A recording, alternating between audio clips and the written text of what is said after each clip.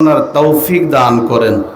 প্রথম যে নির্দেশটি আল্লাহ পাক রব্বুল আলামিন দিয়েছেন, এটা হলো আমাদের জীবনের মূল টার্গেট, এটা হলো আমাদের জীবনের মূল উদ্দেশ্য, এটা হলো আমাদের জীবনের মূল মাকসাদ। কেন আল্লাহ পাক রব্বুল আলামিন আমাদেরকে দুনিয়াতে পাঠাইলেন, আল্লাহ পাকের উদ্দেশ্যটা কি, মাকসাদটা কি, আল্লাহ পাক প্রথমেই বলে দিলেন, ওয়াবুদুল্লাহ, তোমরা ইবাদত করো আল্লাহর।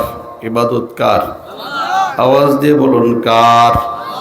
ভিন্ন আয়াতের মধ্যে আল্লাহ পাক বলেন, ইয়া আইয়ুহান নাসু উবুদু রাব্বাকুম, হে লোক সকল, তোমরা তোমাদের রবের ইবাদত করো। আরো স্পষ্ট করে আল্লাহ পাক রব্বুল আলামিন বলেন, ওয়ামা খালাকতুল জিন্না ওয়াল ইনসা ইল্লা লিয়াবুদুন, আমি আল্লাহ মানব এবং জিন জাতিকে সৃষ্টি করেছি একমাত্র আমার ইবাদতের জন্য। সুবহানাল্লাহ। আল্লাহ পাক বলে, বান্দা, तमाम পৃথিবীর মধ্যে যত মাখলুকাত তোমরা দেখো, আমি আল্লাহ সব মাখলুকাত বানাইলাম তোমাদের গোলামের জন্য। আসমান বানিয়েছি তোমাদের গোলামের জন্য, জমিন বানিয়েছি তোমাদের গোলামের জন্য, চন্দ্র সূর্য বানাইলাম তোমাদের গোলামের জন্য, হিংস্র প্রাণী আমি আল্লাহ সৃষ্টি করেছি তোমাদের গোলামের জন্য, বাতাস সৃষ্টি করেছি তোমাদের গোলামের জন্য, পানি সৃষ্টি করেছি তোমাদের গোলামের জন্য। সব মাখলুকাত তোমাদের গোলাম, আর তোমরা দুনিয়ার কারো গোলাম না, তোমরা হইলে একমাত্র আমি আল্লাহর গোলাম। ঠিক কিনা? বলবেন, হুজুর, হিংস্র প্রাণীরা আবার আমাদের গোলাম কেমনে হয়? বাঘ ভাল্লুক আমাদেরকে দেখলে আমাদের ওপর আক্রমণ করে, এরা আবার আমাদের গোলামি করে কই? এরে দোস্ত, আমরা আল্লাহর গোলামি ছেড়ে দিয়েছি, আল্লাহর মাখলুকাতটাও আমাদের গোলামি ছেড়ে দিয়েছে।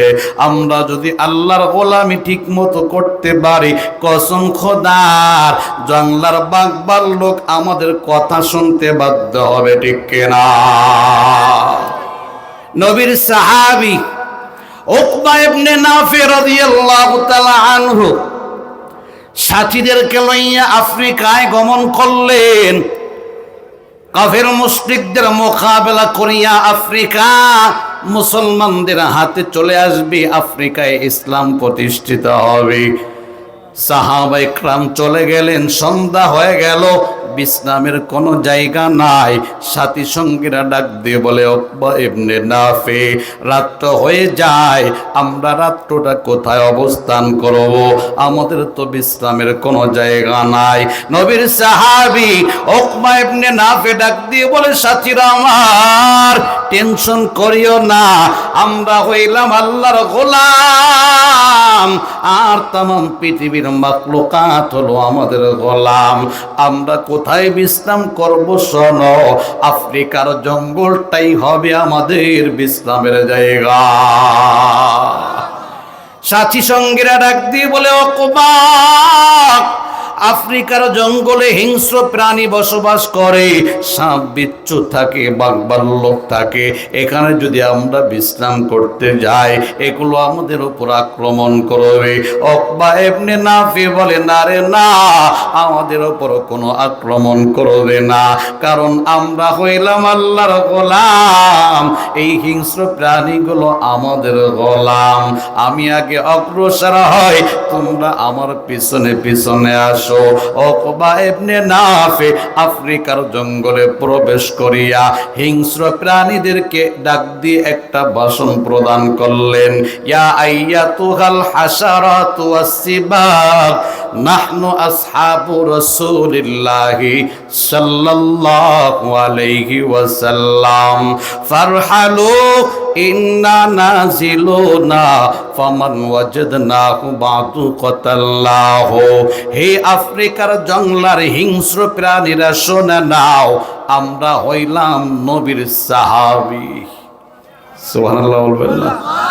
ফারহালু, জায়গা খালি করে তোমরা চলে যাও, ইন্না নাজিলুনা, আমরা এখানে অবস্থান করব। ফামান ওয়াজাদনাহু বাদু কাতালনাহু, আমি উকবা ইবনে নাফি ভাষণ দেওয়ার পর কোন হিংস্র নজুক প্রাণী যদি পায় হত্যা করে ফেলবো, কতল করে ফেলবো। নবীর সাহাবী উকবা ইবনে নাফি ভাষণ দেওয়ার সাথে সাথে হিংস্র প্রাণীগুলো জায়গা খালি করে দৌড়ানো আরম্ভ করে। কিছুক্ষণের মধ্যে জায়গা খালি হয়ে গেল। উকবা ইবনে নাফি সাথীদেরকে ডাক দিয়ে বললেন, বিশ্রাম আরম্ভ করে দাও, কসম খোদার কোন হিংস্র প্রাণী তোমাদের উপর আক্রমণ করবে না। সাহাবায়ে কেরাম বিশ্রাম আরম্ভ করে দিলেন। হিংস্র প্রাণীগুলো কিছু দূর যাওয়ার পর পরামর্শে বসে গেলেন। বাঘ ভাল্লুক পরামর্শ করে, সাপ বিচ্ছু পরামর্শ করে। নবীর সাহাবীরা বিশ্রাম করতেছে, অন্য কোনো মাখলুক যদি আক্রমণ করে আল্লাহ পাকের গজব নাজিল হয়ে যাবে। কাজেই একটা কাজ করা দরকার। বলে কি কাজ? সাহাবায়ে কেরাম বিশ্রাম করবে, আমরা সারা রাত পাহারাদারের কাজ করব। সাহাবায়ে কেরাম বিশ্রাম করতেছেন। হিংস্র প্রাণী বাঘ ভাল্লুক সাপ বিচ্ছু চতুর্দিক দিয়ে ঘেরাও করে পাহারাদারি করতেছে। আল্লাহু আকবার। আল্লাহ পাক বলে, রে বান্দা, তোমরা হইলা আমি আল্লাহর গোলাম, আর হিংস্র প্রাণীগুলো হলো তোমাদের গোলাম। নবীর আরেক সাহাবী আব্দুল্লাহ ইবনে আব্বাস রাদিয়াল্লাহু তাআলা আনহু মদিনাতুল মুনাওয়ারা থেকে মক্কাতুল মুকাররমার দিকে রওনা করলেন। কিছু দূর যাওয়ার পর তাকায় দেখি কিছু মানুষ এক জায়গায় দাঁড়িয়ে রইল। জিজ্ঞাসা করে, ও আল্লাহর বান্দারা, তোমরা কেন এখানে দাঁড়ায় রইলা? বলে, আব্দুল্লাহ ইবনে আব্বাস, ওই যে তাকায় দেখো একটা বাঘ রাস্তার মাঝে বসে আছি, আমাদের অন্তরে ভাই, না জানি বাঘ আমাদের উপর আক্রমণ করে কিনা। আব্দুল্লাহ ইবনে আব্বাস বলে, তোমরা দাঁড়াও, আমাকে সামনে যাইতে দাও। নবীর সাহাবী আব্দুল্লাহ ইবনে আব্বাস রাদিয়াল্লাহু তাআলা আনহু বাঘের কাছে গমন করিয়া বাঘের কানটা ধরে একটা টান দিলেন। সুবহানাল্লাহ বলবেন না?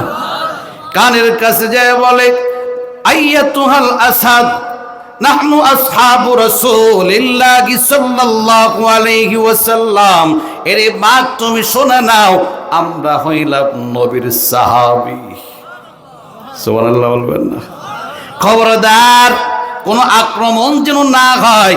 যদি কারো উপর আক্রমণ করো, আমরা কিন্তু তোমার বিরুদ্ধে নবীর কাছে নালিশ করে দিব। আব্দুল্লাহ ইবনে আব্বাস রাদিয়াল্লাহু তাআলা আনহু বাঘের কানটা ধরে দাঁড়ায় থাকলেন। সাথীদেরকে ডাক দিয়ে বলে, সবাই রাস্তা অতিক্রম করে যাও, কসম খোদার এই বাঘ কারো উপর আক্রমণ করবে না, কারণ আমরা হইলাম আল্লাহর গোলাম, আর বাঘ হলো আমাদের গোলাম। বাংলার জমিনে গৌর গোবিন্দ আজান বন্ধ করে দেয়, বলে মুসলমান আজান দিতে পারবে না। মুসলমান গরু জবাই করে, গৌর গোবিন্দ ঘোষণা দেয়, বাংলার জমিনে মুসলমান গরু জবাই করতে পারবে না। আওয়াজটা চলে গেল শাহজালাল ইয়ামানির কানে, সাথে সাথে লাফ দিয়ে দাঁড়ায় গেলেন। আল্লাহর দুশমন আল্লাহর জমিনে থাকিয়া আজান বন্ধ করে দেবে, হবে না। আল্লাহর ওলি, আল্লাহর পছন্দের বান্দা শাহজালাল দাঁড়ায় একটা ভাষণ দিলেন, আমি বাংলার জমিনে গমন করব, আল্লাহর দুশমনের মোকাবেলা করিয়া আল্লাহর জমিনে আজান কায়েম করব, মুসলমানদেরকে স্বাধীন করে দেব, মুসলমান গরু জবাই করবে, কোনো বাধা বিঘ্নতা আসতে পারবে না। আমার সঙ্গে তোমরা কারা যাবা প্রস্তুত নাও। 360 জন সঙ্গে দাঁড়ায় গেলেন। ও শাহজালাল, জালাল তুমি সামনে আগাও, আল্লাহর দুশমনের মোকাবেলার জন্য আমরাও তোমার সাথে প্রস্তুত আছি। তুমি সামনে যাও, আমরা তোমার পিছনে পিছনে আছি। কারণ আমাদের জীবনের মূল টার্গেট দুনিয়া না, আমাদের জীবনের মূল টার্গেট তো জান্নাত। আমাদের জীবনের মূল টার্গেট দুনিয়া না, আমাদের জীবনের মূল টার্গেট তো আখিরাত। আমাদের জীবনের মূল টার্গেট দুনিয়া না, আমাদের জীবনের মূল টার্গেট আল্লাহ পাকের গোলামি।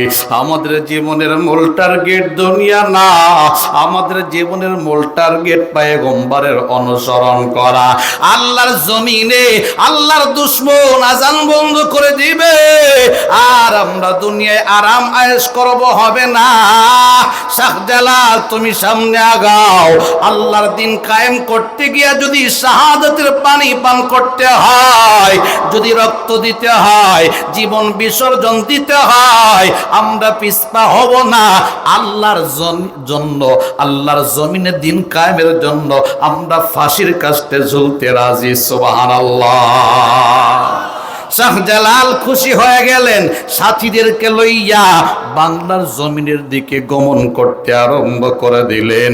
গৌর গোবিন্দের কানে আওয়াজ চলে গেল, ওরে গৌর গোবিন্দ প্রস্তুতি নাও, তুমি আজান বন্ধ করে দিলা, মুসলমানের সৈনিক কিন্তু আসতেছে, তোমার মোকাবেলা করবে, তোমাকে বাংলার জমিন থেকে তাড়াবে। কাজেই তুমি প্রস্তুতি নাও, মুসলমানদের সাথে মোকাবেলা করা লাগবে। গৌর গোবিন্দ মুস্কি মুস্কি হাসে আর বলে, মুসলমানরা তো দুর্বল, আমরা হইলাম সবল, আমাদের অস্ত্রের অভাব নাই, মুসলমানদের কাছে তো তেমন কোনো অস্ত্র নাই। গৌর গোবিন্দের খবর নাই, মুসলমানদের আসল অস্ত্র হলো ঈমান, ঠিক কিনা? এই জন্য গৌর গোবিন্দ বলে, আরে মুসলমান দুর্বল, মুসলমান দুর্বল, তাদের কাছে তেমন কোনো অস্ত্র নাই। বাংলার জমিনে গমন করতে হলে মাঝখানে বিশাল বড় একটা সমুদ্র বাঁধবে, একটা কাজ করলেই চলবি। বলে কি কাজ? নৌকার ব্যবস্থা বন্ধ করে দাও, পারাপারের ব্যবস্থা বন্ধ করে দাও, মুসলমানরা ওপার থেকে এপার যেন না আসতে পারে, তাদের কাছে এমন কোনো অস্ত্র নাই ওপার থেকে আমাদের ওপর আক্রমণ করবে। সমুদ্রের পাড়ে কিছুক্ষণ দাঁড়াই থাকিয়া মুসলমান আবার চলে যাবে তাদের রাষ্ট্রে, কাজেই কোনো টেনশন করে লাভ নাই। নৌকার ব্যবস্থা বন্ধ হয়ে গেল, পারাপারের ব্যবস্থা বন্ধ হয়ে গেল, সবাই নিশ্চিন্তায় বাংলার জমিনে ঘোরাফেরা করতেছে। এদিক দিয়ে শাহজালাল ইয়ামানি 360 জন সঙ্গী লয়া সমুদ্রের পারে হাজির হয়ে গেল। তাকায় দেখি নৌকা নাই, কোনো পারাপারের ব্যবস্থা নাই। সাথীরা ডাক দিয়ে বলে, শাহজালাল এত কষ্ট করে আমরা আসলাম, কোনো লাভ হলো না, বাংলার জমিনে প্রবেশ করতে পারি না, নৌকার ব্যবস্থা নাই, পারাপারের কোনো ব্যবস্থা নাই। শাহজালাল ডাক দিয়ে বলে, সাথীরা আমার, টেনশন তোমরা করিও না, আরে আমরা হইলাম আল্লাহর গোলাম, সমুদ্রের পানি হলো আমাদের গোলাম। যায় নামাজের মুসল্লা নাই, আরে আমাদের কাছে নৌকা যদিও নাই, কিন্তু যায় নামাজের মুসল্লা তো আছে। মুসলমান বিসমিল্লাহ বলিয়া সমুদ্রের পানির উপরে যায় নামাজের মুসল্লা বিছায়া দাও, বিসমিল্লাহ বলিয়া যায় নামাজের মুসল্লায় কদম দাও। আমার মনটা সাক্ষ্য দেয়, যায় নামাজের মুসল্লাই নৌকার মতো আমাদেরকে সমুদ্র পার করে দিবে। সর্বপ্রথম শাহজালাল ইয়ামানি রহমাতুল্লাহ আলাইহি যায় নামাজের মুসল্লা সমুদ্রের পানির উপরে বিছায়া দিলেন, বিসমিল্লাহ বলে কদম দিলেন, আল্লাহর কুদরত আরম্ভ হয়ে গেল, আল্লাহর ওলির কারামত প্রকাশ পেয়ে গেল। যায় নামাজের মুসল্লা মাঝিবিহীন নৌকার মতো শাহজালাল ইয়ামানিকে পার করে দিল। 360 জন সঙ্গীর হিম্মত এসে পড়ছে, আমাদের আমির, আমাদের নেতা পার হয়েছে, আমরাও পারব। প্রত্যেকেই যায় নামাজের মুসল্লা বিছাইয়া বিসমিল্লাহ বলে কদম দেয়। আল্লাহর কুদরতে 360 জন সঙ্গী যায় নামাজের মুসল্লার মাধ্যমে সমুদ্র পার হয়ে গেল। রাত্র হয়ে গেছে, শাহজালাল সাথীদেরকে ডাক দিয়ে বলে, সাথীরা আমার, আমি এমন একজন সঙ্গী চাই, একটু দাঁড়ায় যাও। যেই বান্দা বালেগ হওয়ার পর থেকে এক ওয়াক্ত নামাজ কাজা দাও নাই, এমন কে আসরে দাঁড়াও বালেগ হওয়ার পর থেকে এক ওয়াক্ত নামাজ কাজা হয় নাই। নাসিরউদ্দিন সেপাহসালার রহমাতুল্লাহ আলাই দুইটা হাত বাড়ায় দাঁড়ায় গেলেন, ও শাহজালাল ইয়ামানি, আমার মনটা সাক্ষ্য দেয় বালেগ হওয়ার পর থেকে এক ওয়াক্ত নামাজ কাজা হয় নাই। শাহজালাল ইয়ামানি রহমাতুল্লাহ আলাইহি বলে, ও নাসিরউদ্দিন ভাই, তোমার জবানটা বড় পাক জবান, তোমার ঈমানটা বড় পাওয়ারফুল ঈমান, জীবনে নামাজ কাজা দাও নাই, আজকে তুমি তোমার পাক জবান দিয়ে আজান আরম্ভ করে দেওয়া। বাংলার জমিনে গৌর গোবিন্দ দীর্ঘদিন আজান বন্ধ করে দিয়েছে, আজকে মুসলমান আজান আবার আরম্ভ করবে। আমার মনটা সাক্ষ্য দেয় তোমার আল্লাহু আকবারের ধ্বনির বদলাতে গৌর গোবিন্দের পতন আরম্ভ হবে। নাসিরউদ্দিন তুমি আজান দাও। আল্লাহর ওলি নাসিরউদ্দিন সেপাহসালার রহমাতুল্লাহ আলাইহি আজান দেওয়া আরম্ভ করে দিলেন। আল্লাহু আকবারের ধ্বনি যখন বের হওয়া শুরু হয়ে গেল, তাকায় দেখে গৌর গোবিন্দের সিংহাসনের মধ্যে কম্পন আরম্ভ হয়ে গেছে।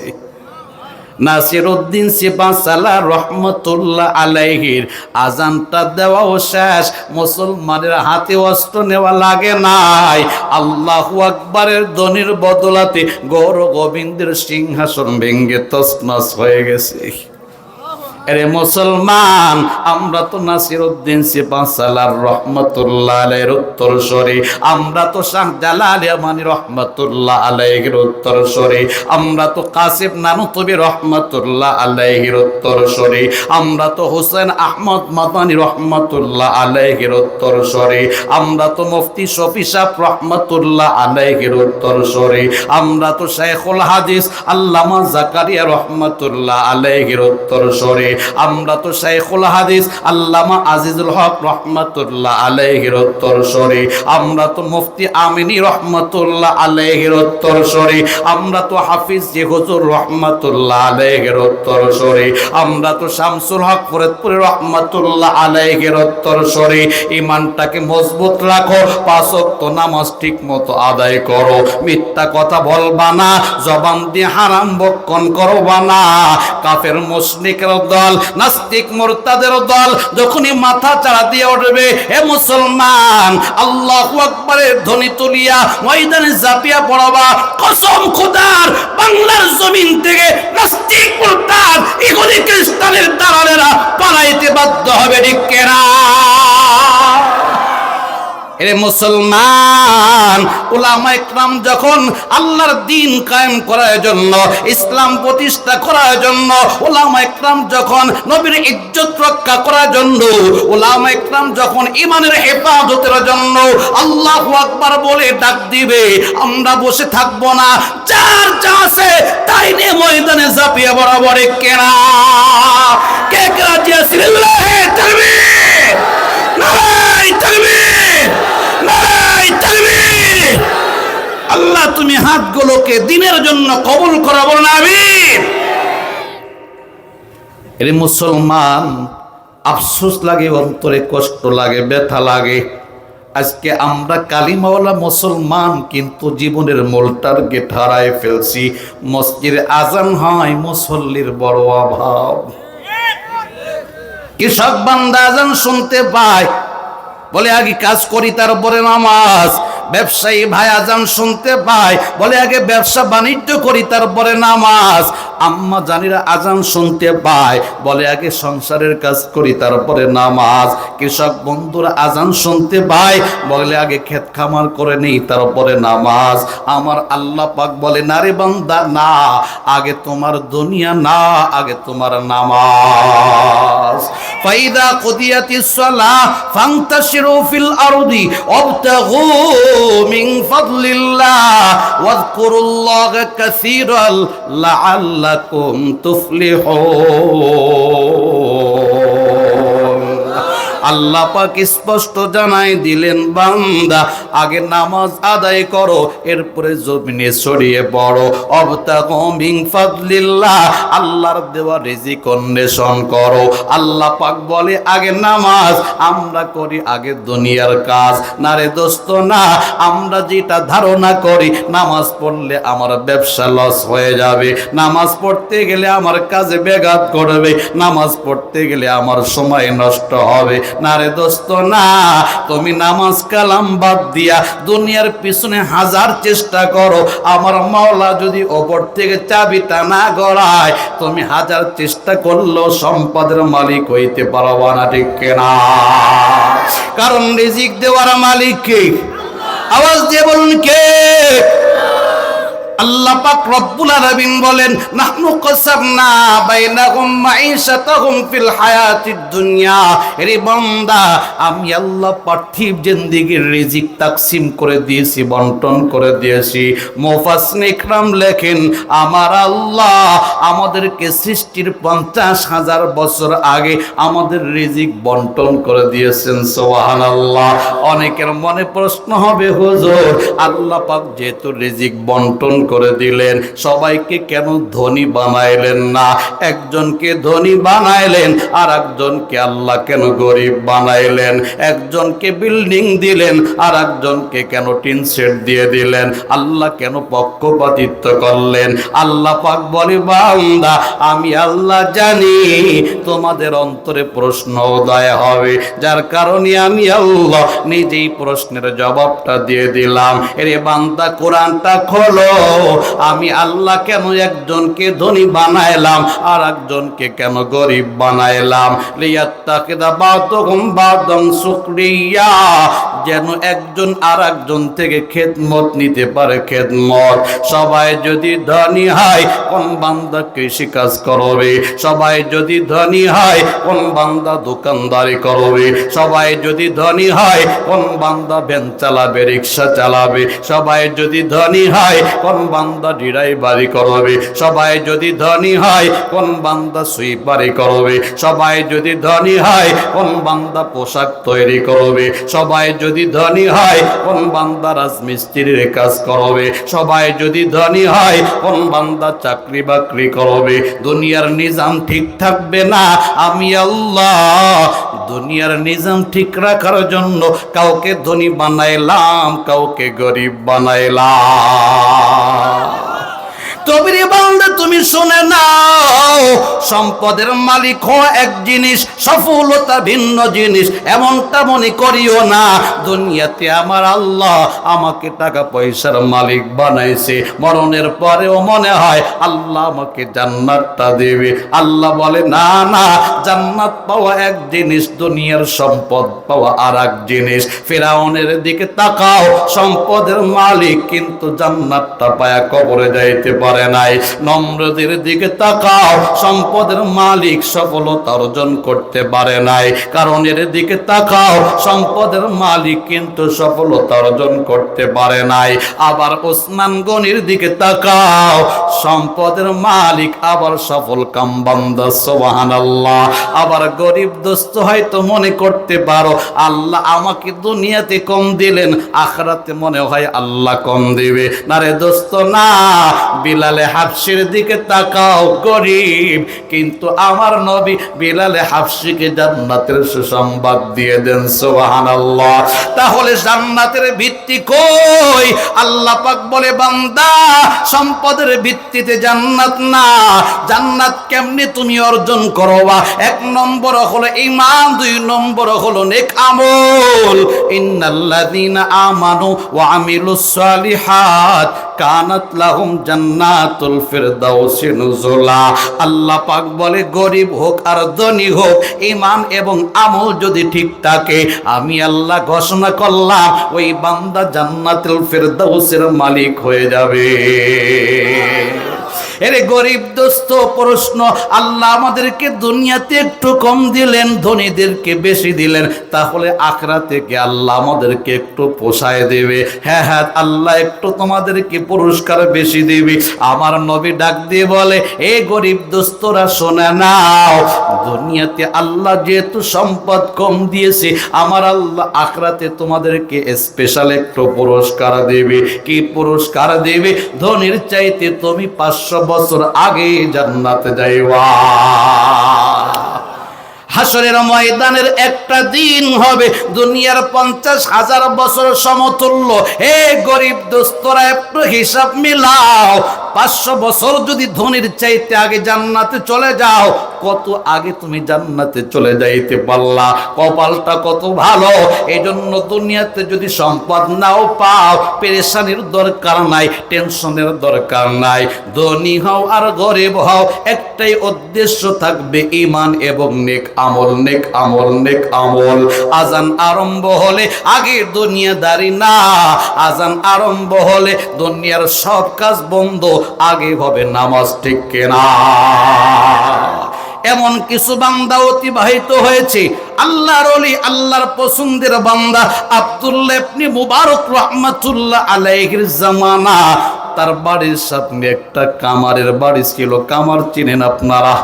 লোহা পিটাইয়া দাও বানায়, খুন্তি বানায়, ছড়ি বানায়, একে বলা হয় কামার। ওই কামার দুনিয়ার থেকে বিদায় নিয়েছে। আব্দুল্লাহ ইবনে মুবারক দুনিয়ার থেকে বিদায় নিয়েছে। আল্লাহর এক বান্দা আব্দুল্লাহ ইবনে মুবারককে স্বপ্ন যোগে জিজ্ঞাসা করে, আব্দুল্লাহ ইবনে মুবারক বলো, আল্লাহ পাক কবর জগতে তোমার সাথে কেমন ব্যবহার করেছে? আব্দুল্লাহ ইবনে মুবারক বলে, আমার আল্লাহ আমার সাথে ভালো ব্যবহার করেছে, আমাকে মাফ করিয়া আমার নামটা জান্নাতি খাতায় লিখে দিয়েছে। সুবহানাল্লাহ। তবে রে বান্দা শোনে নাও, আমার বাড়ির সামনে একটা কামারের বাড়ি ছিল, সেও দুনিয়ার থেকে বিদায় নিয়ে কবর জগতে আসছি। আমি লক্ষ্য করে দেখলাম আমার আল্লাহ ওই কামারের সাথেও ভালো ব্যবহার করেছে, কামারকেও মাফ করিয়া তার নামটা জান্নাতি খাতায় উঠাই দিয়েছে। আমি আব্দুল্লাহ ইবনে মুবারক লক্ষ্য করে দেখলাম আমার চাইতে কামার বড় জান্নাতের মালিক হয়ে গেছি। বলে, হযরত আপনার চাইতে একজন সাধারণ কামার বড় জান্নাতের মালিক কেমনে হয়ে গেল? বলে, কারণটা জানি না। তুমি তার বাড়িতে যাও, তার বিবির কাছে জিজ্ঞাসা করো, কামারের এমন কোন আমল ছিল রে, যে আমলের কারণে কামার এত দামি হয়ে গেল? আল্লাহর বান্দা সকালবেলা কামারের বাড়ির দিকে দৌড়ানো আরম্ভ করে দিল। কামারের বিবিকে ডাক দিয়ে বলে, ও কামারের বিবি, জানতে চাই তোমার স্বামী একজন কামার হইয়া আব্দুল্লাহ ইবনে মুবারকের চাইতে বড় জান্নাতের মালিক কেমনে হলো? এমন কোন আমল করত রে? জানতে চাই, আমিও সেই আমল করব, মরণের পরে যেন বড় জান্নাতের মালিক হইতে পারি। কামারের বিবি বলে, না, আমার স্বামী একজন সাধারণ, আমার স্বামী আবার বড় জান্নাতটা কেমনি পাবে জানে না। বলে, না রে মা, একটু চিন্তা করে দেখো তোমার স্বামীর কোন আমল আছে একটু জানাও। কামারের বিবি কিছুক্ষণ পরে বলে, হ্যাঁ, দুইটা বিষয় আমার চোখের সামনে বাদে। বলে, কি বিষয়? এক নম্বর হলো, আমার স্বামীর দিকে লক্ষ্য করেছি, আজান যখন আরম্ভ হয়ে যায় দুনিয়ার সব কাজ বন্ধ করে আমার স্বামী আল্লাহর ঘর মসজিদে চলে যায়। লোহা পিটাইতেছে, হাতুড়িটা মাথার উপরে উঠাইছে, আর এমন সময় যদি আজানের আওয়াজ কানে আসছে, আমার স্বামীর দিকে লক্ষ্য করে দেখেছি আমার স্বামী হাতুড়িটা সামনে ফেলায় নাই, পিছনে ফেলায় দিয়েছে। আর আল্লাহর কাছে বলছি, আল্লাহ আজান আরম্ভ হয়ে গেছে, দুনিয়ার কাজ আমি বন্ধ করে দিলাম, একটা আঘাত করলাম না, হাতুড়িটা পিছনে ফেলায় দিলাম। ও দয়াময় প্রভু, আমি কামারটাকে তোমার খাঁটি গোলাম হিসেবে কবুল করে নাও। এটা হলো 1 নম্বর আমল। আর 2 নম্বর আমল আমি লক্ষ্য করেছি, আমার স্বামী যখন রাত্রে ঘুমাইতে যাবে জানালার ফাঁক দিয়ে তাকায় দেখি আব্দুল্লাহ ইবনে মুবারক তার ছাদের উপরে দাঁড়ায়া সারা রাত তাহাজ্জুদ পড়তেছি। আব্দুল্লাহ ইবনে মুবারক রাতের বেলা ঘুমায় না, ঈশার নামাজের পর ছাদের উপরে তাহাজ্জুদে দাঁড়ায়া যায়, ফজর পর্যন্ত তাহাজ্জুদে বান্দা কাটায়া দেয়। আমার স্বামী এই অবস্থা দেখার পর হাওমা করে কান্না করে দিতেন আর বলতেন, আল্লাহ, আমি একজন কামার, সারাদিন লোহা পিটায়া আমার দেহটা দুর্বল করে ফেলি। আব্দুল্লাহ ইবনে মুবারক আমার মতো কামারগিরি করে না, অল্প সময় দুনিয়ার জন্য মেহনত করে, সম্পদের অভাব তো তার নাই, আমার মতো তার দেহটা দুর্বল হয় না, যার কারণে সারা রাত তাহাজ্জুদে কাটায় যায়। আয় আল্লাহ, আমি কামারের যদি একটু সম্পদ থাকতো, দেহটা দুর্বল করতাম না, সারা রাত তাহাজ্জুদে কাটায় দিতাম। আমার মনটা চাই সারা রাত তাহাজ্জুদ পড়ে কাটায় দেই, কিন্তু দেহটা বড় দুর্বল। 2-4 রাকাত পড়ার পর আমি কামারের চোখে ঘুম এসে যায়, দাঁড়াই থাকতে পারি না, আমি ঘুমায় যাই। আমার স্বামী এইভাবে মৃত্যু পর্যন্ত আফসোস করেছে, প্রতিদিন আফসোস করেছে। আল্লাহর বান্দা বলেন, মা আর কিছুই বলা লাগবে না, যে 2টা কারণ আপনি বর্ণনা করলেন আমার মনটা সাক্ষ্য দেয়, এই জন্যই আমার আল্লাহ আপনার স্বামী কামারকে বড় জান্নাতের মালিক বানাইছে। এরে দোস্তরা আমার, আমাদের জীবনের টার্গেট দুনিয়া না, আমাদের জীবনের টার্গেট তো জান্নাত।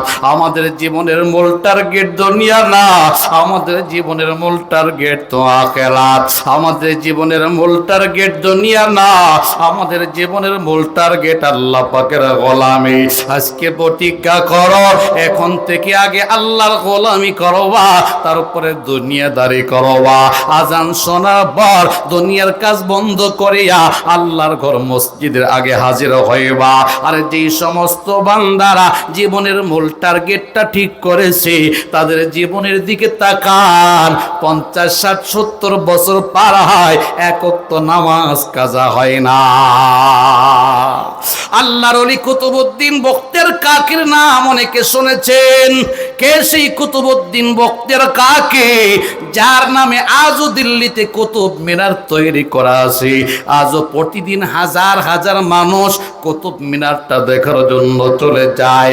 এই কুতুবউদ্দিন বখতিয়ার কাকির বয়স যখন 1.5 বছর, আব্বাজান দুনিয়ার থেকে বিদায় নিয়ে যায়, কুতুবউদ্দিন বড় এতিম হয়ে যায়, আম্মাজানের কাছে লালিত পালিত হয়। কুতুবউদ্দিনের বয়স যখন 6 বছর হয়ে গেল, কলিজার টুকরা মা কুতুবউদ্দিনের হাতটা ধরিয়া, মাদ্রাসা ছিল পাশে, মাদ্রাসায় নিয়ে গেল, ওস্তাদজির কাছে দিয়ে বলে, ওস্তাদজি গো, আমার কুতুবউদ্দিন বড় এতিম, বাবা দুনিয়াতে নাই, আমি মায়ের বড় আশা আমার কুতুবউদ্দিনকে হাফেজ কোরআন বানাইবেন, আমি মায়ের বড় আশা আমার কুতুবউদ্দিনকে আল্লাহর কালাম শিক্ষা দিবেন, আমি মায়ের বড় আশা আমার কুতুবউদ্দিনকে আলিফ বা তার সবক দিয়ে দিবেন। দুনিয়া কামানোর জন্য সন্তানকে হাফেজ বানাইতে চায় না। আমি মায়ের একটা টার্গেট আছে, বলে কি টার্গেট?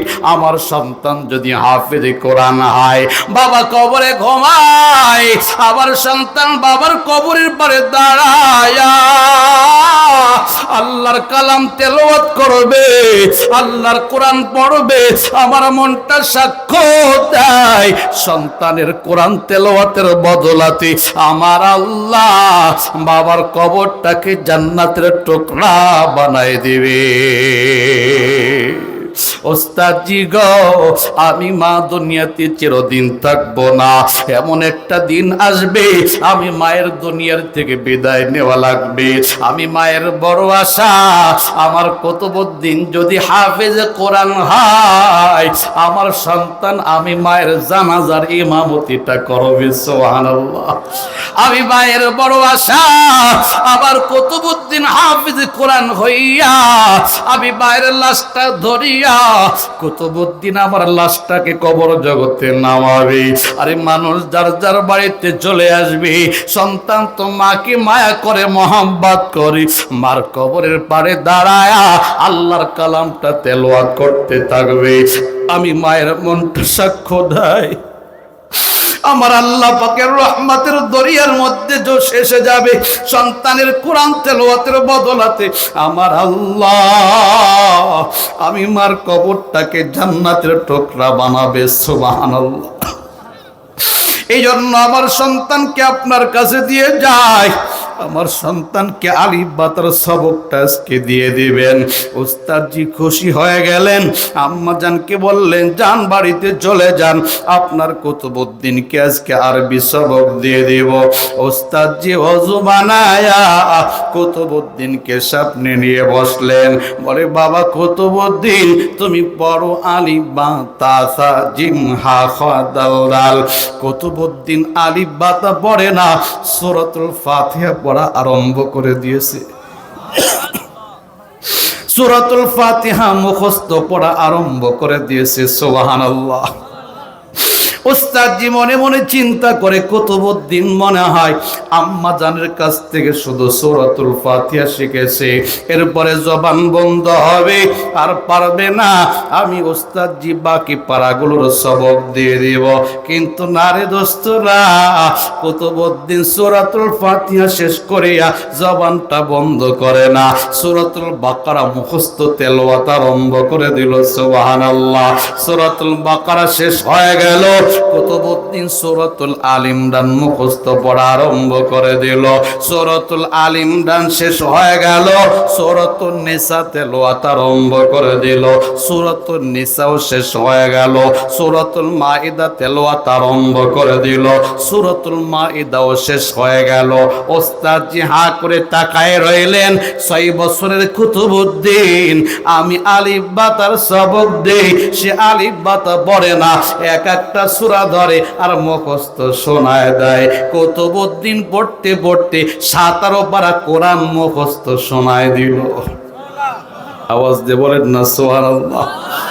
উস্তাদজি ডাকতে বলে ওরে বাবা কুতুবউদ্দিন তুমি কি ঘটনা ঘটাইলা? আম্মা জান নিয়ে আসছে, আমি তোমাকে আলিফ বা তার সবক দিয়ে দিতাম, তুমি আলিফ বা তা পড়ো না, একে একে 17 পারা মুখস্থ শোনায় দিলা। বাবারে আমাকে একটু তোমার বাড়িতে নিয়ে চলো, পর্দার আড়ালে দাঁড়ায়া তোমার মায়ের সাথে একটু কথোপকথন করো। 6 বছরের বাচ্চা কুতুবউদ্দিন উস্তাদজির হাতটা ধরিয়া বাড়িতে নিয়ে গেলেন। আম্মা জানকে ডাক দিলেন, মা উস্তাদজি আসছে, পর্দার আড়ালে দাঁড়ায়া তোমার সাথে একটু কথোপকথন করবে। আম্মা জান দৌড়ায় চলে আসলেন, ও কুতুবউদ্দিনের ওস্তাদ বলুন কি আমার কাছে জিজ্ঞাসা করতে আসলেন? ওস্তাদজি ডাক দিয়ে বলেন, মা আমি জানতে চাই আপনার কুতুবউদ্দিন 17 পারা কোরআন কেমনে মুখস্থ করলো? আপনি আমার কাছে দিয়ে আসলেন, আমি যেন আলিফ বা তার সবক দিয়ে দেই। আমি আলিফ বা তার সবক দিতে আরম্ভ করলাম, আপনার কুতুবউদ্দিন আলিফ বা তা পড়ে না, আপনার কুতুবউদ্দিন একে একে 17 পারা মুখস্থ শোনায় দেয়, একটা ভুল পর্যন্ত যায় না।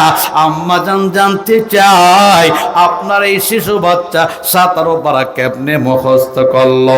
কলিজার টুকরা মা ডাক দিয়ে বলে, ওস্তাদজি গো আমার কুতুবউদ্দিন 17 পারা কেমনে মুখস্থ করছে আমি মাই তো জানি না। আওয়াজ দিয়ে বলেন আল্লাহু আকবার। ওস্তাদজি গো আপনি হলেন আমার কুতুবউদ্দিনের প্রথম উস্তাদ, আপনার আগে কোনো উস্তাদ আমি রেখে দেয় নাই, আপনি হলেন প্রথম শিক্ষক।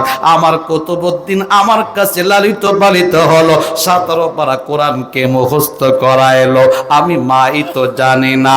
ওস্তাদজি গো, আপনি জিজ্ঞাসা করুন কুতুবউদ্দিনের কাছে, কুতুবউদ্দিন জবাব দিবে কেমনে মুখস্থ করলো। ওস্তাদজি জিজ্ঞাসা করেন, বাবা তুমি জবাব দাও, 17 পারা কোরআন তুমি কেমনে মুখস্থ করলা? কুতুবউদ্দিন মুস্কি মুস্কি হাসে আর ডাক দিয়ে বলে, ওস্তাদজি গো, আমি কুতুবউদ্দিন আমার মায়ের জবানের তেলাওয়াত শুনতে শুনতে 17 পারা মুখস্থ করে ফেলছি। আমার মা এমন একজন মা, রান্না বান্না করে জবান দিয়ে আল্লাহর কালাম তেলাওয়াত করতে থাকে। আমার মা এমন একজন মা, ঘর ঝাড়ু দেয় জবান দিয়ে কোরআন তেলাওয়াত করতে থাকে।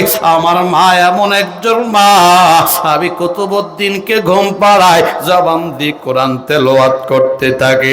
আমার মা এমন একজন মা, আমি কুতুবউদ্দিনকে ঘুম থেকে জাগ্রত করে জবান দিয়ে কোরআন তেলাওয়াত করতে থাকে।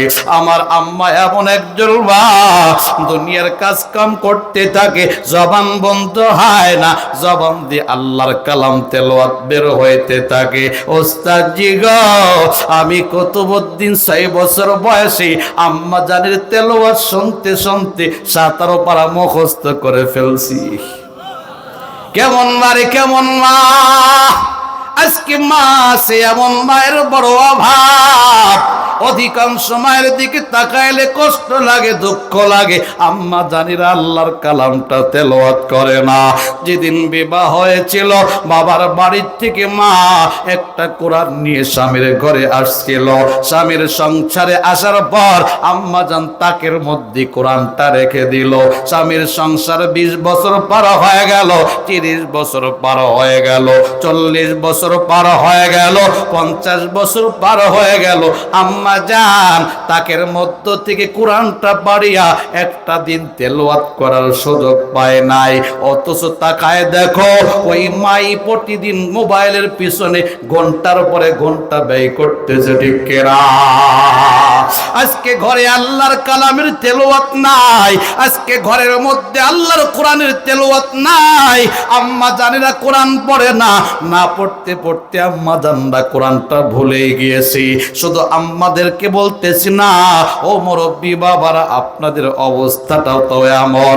দুনিয়ার মহাব্বত অন্তরে এত ঢুকাইলেন, দিনরাত 24টা ঘন্টা দুনিয়া দুনিয়া দুনিয়া, ঘুমাইতে যান দুনিয়ার ফিকির, ঘুম থেকে ওঠেন দুনিয়ার ফিকির, রাস্তা দিয়ে চলেন দুনিয়ার ফিকির। এমন ভাবে দুনিয়া ঢুকে গেল, আল্লাহর কালামটা একটু বের করে তেলাওয়াতের সুযোগ হলো না। আরে ছোটবেলায় মক্তবে যাইতাম, লক্ষ্য করতাম প্রতিটা মুসলমানের ঘর থেকে কোরআনের আওয়াজ বের হয়। ফজরের নামাজ পড়িয়া আম্মা জানেরা কোরআন পড়ে, আব্বা জানেরা কোরআন পড়ে। আজকে মুসলমানদের ঘর আছে কিন্তু কোরআন তেলাওয়াত নাই। ক্ষতিটা কি হয়ে গেল?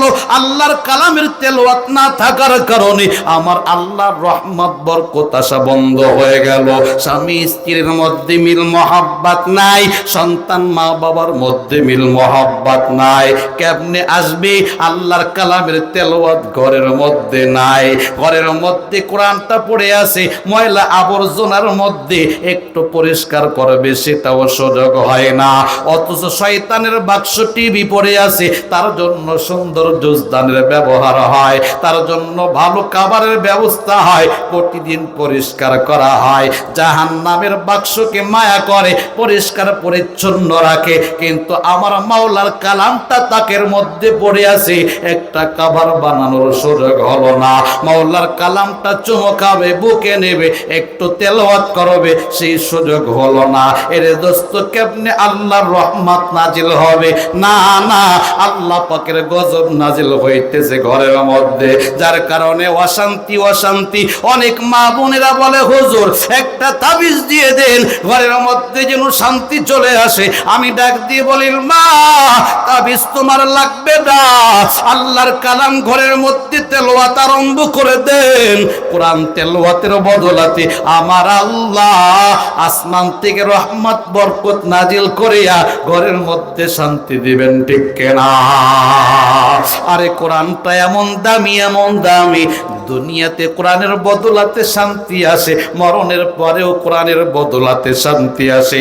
আল্লাহর নবী বলে, আল কোরআন শাফিউম মুশাফফাউন ওয়া মাহিল্লুম মুসাদ্দাকুন, মান জালাহু আমামা কাদাহু ইলাল জান্নাহ ওয়া মান জালাহু খালফা যহরিহি সাকাতাহু ইলান নার।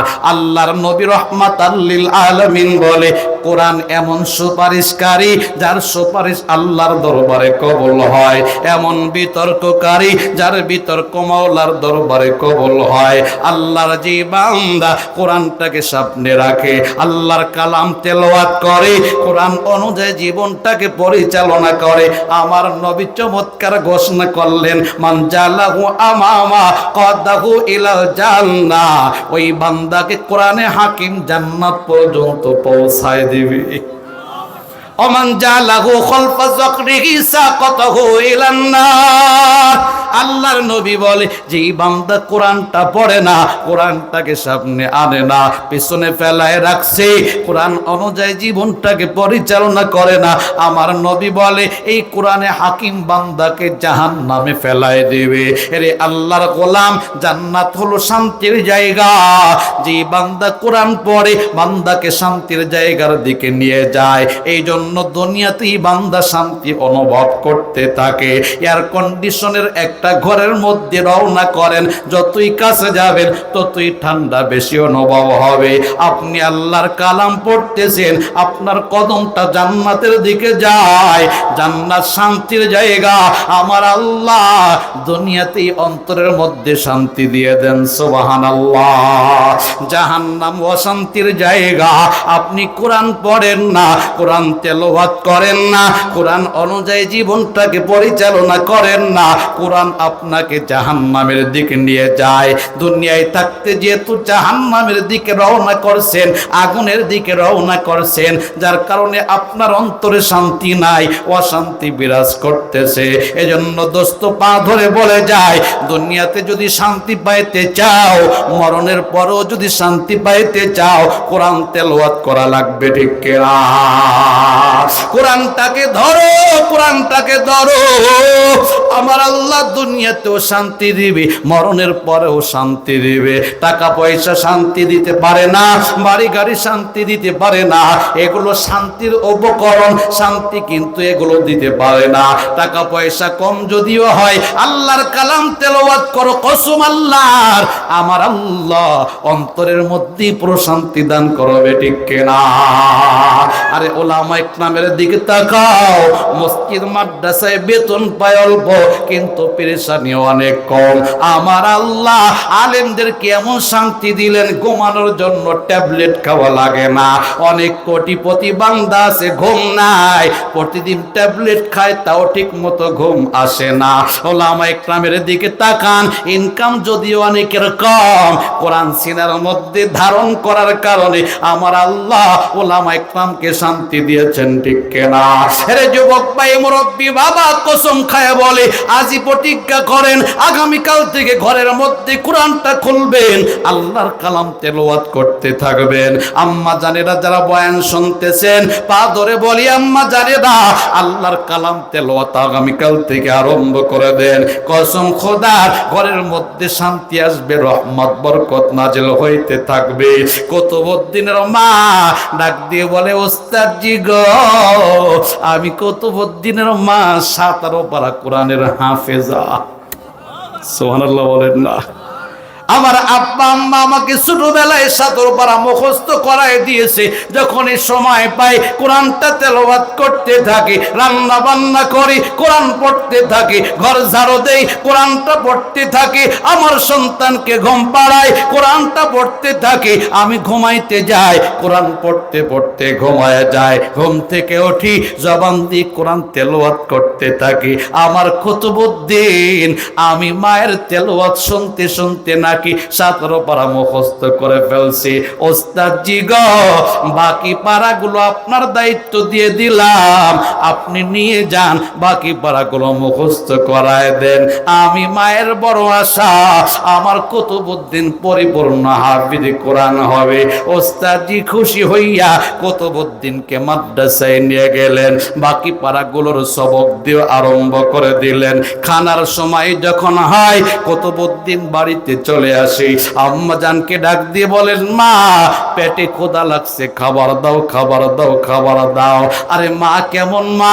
এ দোস্তরা একটু কানটা লাগায় শোনো, কত সুন্দর একটা মা পাইছে কুতুবউদ্দিন। আম্মা জান ডাক দিয়ে বলে, বাবা মার কাছে খাবার চাইবা না, খাবার চাইবা মাওলা পাকের কাছে। আমি মা খাবার দেওয়ার মালিক না, খাবার দেওয়ার মালিক আমার আল্লাহ। ও সন্তান তুমি কোরআনটা পড়ো, ওয়া মা মিন দাব্বাতিন ফিল আরদি ইল্লা আলাল্লাহি রিজকুহা। আমার আল্লাহ স্পষ্ট জানায় দিয়েছেন, আমি আল্লাহ তামাম পৃথিবীর মধ্যে যত মাখলুকাত আছে সব মাখলুকাতের রিজিকের দায়িত্ব নিয়ে নিলাম। সুবহানাল্লাহ। রিজিক দেওয়ার মালিক কে? আওয়াজ দিয়ে বলুন কে? এ মুসলমান, অন্তরে যদি এই কথাটা গেঁথে যায়, রিজিক দেওয়ার মালিক আল্লাহ, অন্তরে যদি বসে যায়, তখন আর আজান শুনলে দোকানদারি করতে মন চাবে না। রিজিক দেওয়ার মালিক আল্লাহ, অন্তরে যদি কথাটা বসে যায়, আজান শোনার পরে ব্যবসা বাণিজ্য করতে মন চাবে না। রিজিক দেওয়ার মালিক আল্লাহ, অন্তরে যদি ইয়াকিন পয়দা হয়, আজান শোনার পরে কৃষি কাজ করতে মন চাবে না।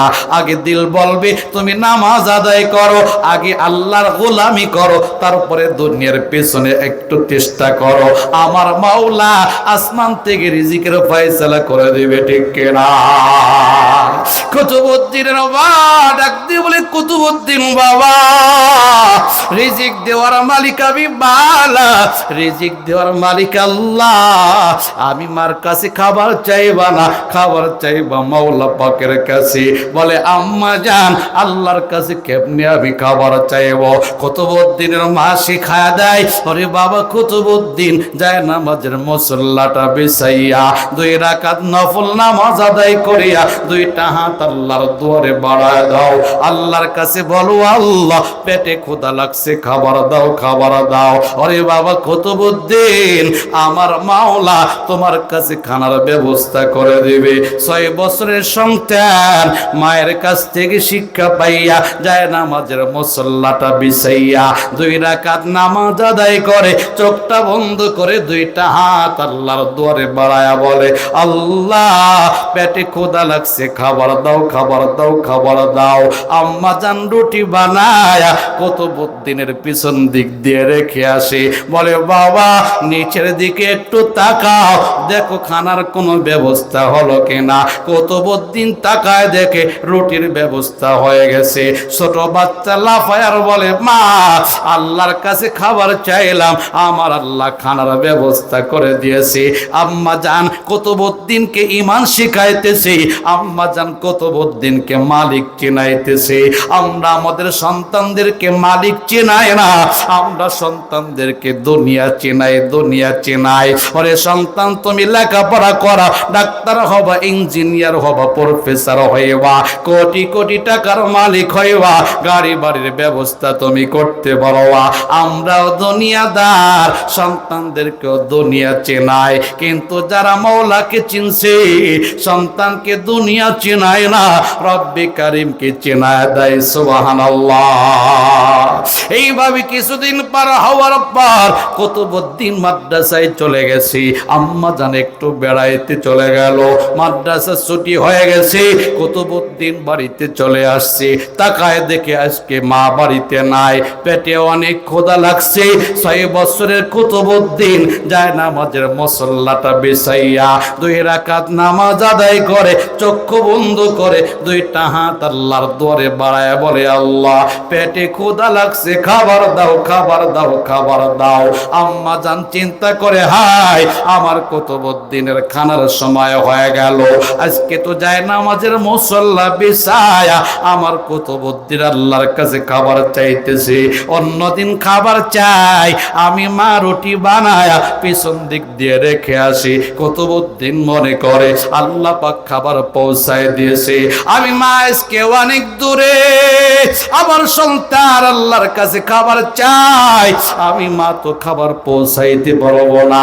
আমার সন্তান যদি খাবার না পায়, এখন মাত্র 6 বছর বয়স, না জানি ইমানের মধ্যে দুর্বলতা এসে যায় কেনা, না জানি আমার সন্তান আল্লাহর উপরে ইমানটাকে মজবুত করতে এখনো পারে নাই, দুর্বলতা এসে পড়ে কেনা।